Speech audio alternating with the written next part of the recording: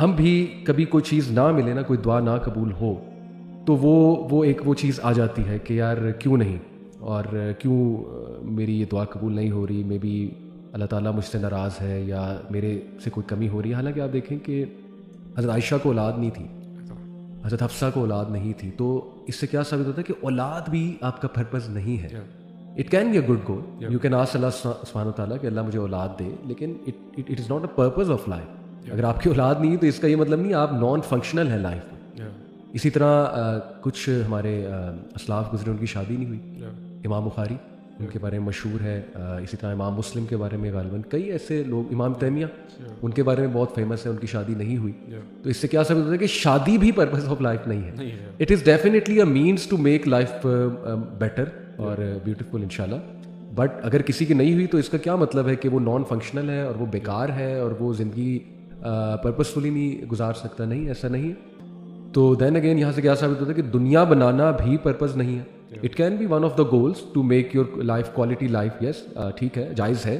اور اللہ کے نبی نے باقاعدہ کہا کہ 4 چیزوں میں خوشی ہے، جس میں اچھی بیوی ہے، اس میں اچھی سواری کا ذکر ہے، اس میں اچھے گھر کا ذکر ہے، اسپیشیس گھر کا، اچھے نیبر کا ذکر ہے. یس، دیز کین بی گولس. لیکن اگر نہیں ملے تو اس کا کیا مطلب ہے کہ اب آپ نان فنکشنل ہیں لائف میں نہیں. تو آئی تھنک کہ جو آپ نے سوال پوچھا نا کہ ہماری یوتھ اور ایون جو دیندار لوگ ہیں وہ بھی کبھی کبھی نا مایوس نظر آتے ہیں، تو شاید سم وے ڈاؤن دا لائن ہمارے ذہن میں سب کانشیس میں بیٹھا ہوا ہے کہ یار اگر گول نہیں اچیو ہوا نا تو یہ کمی ہے، اور چونکہ یہ کمی ہے تو یہ میری لائف میں ایک دھبا ہے، اور آئی تھنک کہ وہی چیز ہمیں بار بار اسٹریس دیتی ہے. سو اس کا سلوشن یہی ہے میرے نزدیک کہ let's come back to the reality, اور لیٹس تھنک کہ ہمارا پرپز کیا ہے، ہمارا مقصد کیا ہے، ہم جی کیوں رہے ہیں. انا للہ و انا الیہ راجعون، یعنی we came from Allah and we will go to Allah. That's it. یہ ہے ہمارا جینے کا مقصد. سبحان اللہ. جب تم اللہ تعالیٰ سے ملاقات کرو گے تو یہ ساری چیزیں بھول جائیں گی. چھوٹی موٹی پرابلمس، میری زندگی میں یہ چل رہا تھا، یہ ہوا وہ ہوا. واٹ ول میٹر از کہ کیا تم نے وہ کیا جو تمہیں کہا گیا تھا کرنے کے لیے، اور کیا تم نے اللہ تعالیٰ کو ٹائم دیا جس کے لیے تمہیں کریٹ کیا گیا تھا، اللہ کی عبادت کے لیے تمہیں پیدا کیا گیا تھا. اور اس حوالے سے میں ایک حدیث بھی کوٹ کروں گا. نبی صلی اللہ علیہ وسلم نے فرمایا کہ ٹیک ایڈوانٹیج آف 5 before 5.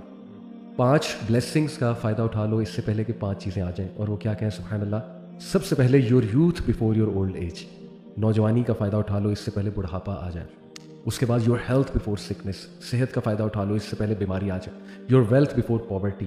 اپنی ویلتھ کا کچھ فائدہ اٹھا لو اس سے پہلے اللہ نہ کرے فقر آ جائے یا تنگی آ جائے. Your free time before getting busy. اس سے پہلے کوئی بہت مصروفیت آ جائے تو فارغ وقت کا فائدہ اٹھا لو. اور یور لائف بفور ڈیتھ، کہ زندگی کا فائدہ اٹھا لو اس سے پہلے موت آ جائے.